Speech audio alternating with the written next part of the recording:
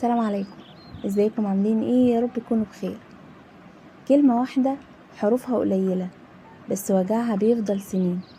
تفتكروا ايه هي؟ لو اول مرة بتشوفوني، انا لمسة قلب ودي قناتي.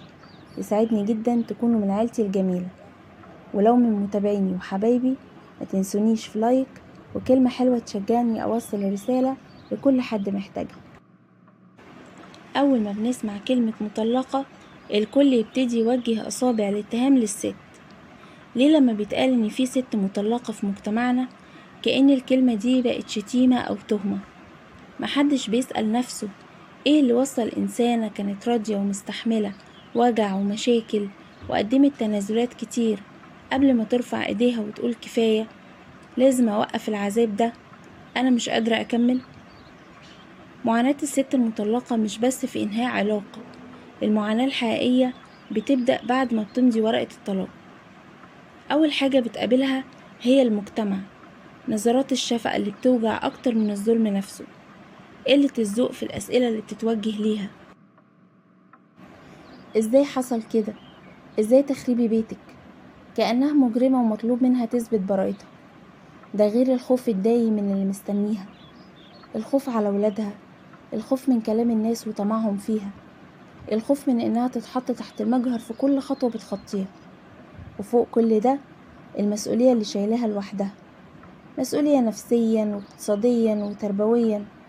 تروح تشتري طلبات بيتها لوحدها، تواجه نظرات الناس ليها لوحدها، تداري دموعها بالليل عشان تصبح تاني يوم تكمل مشوار التربية وهي ثابتة وقوية قدام ولادها. وكل ده بيحصل وهي لوحدها.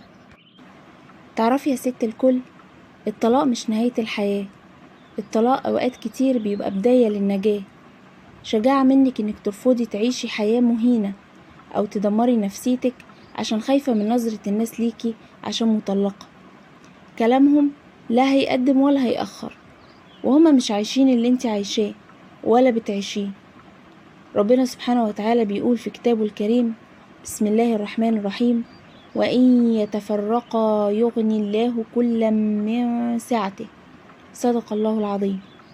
يعني الفراق مش نهاية الرزق ولا نهاية الرحمة، ده باب لرزق جديد وسلام نفسي كنت محرومة منه سنين.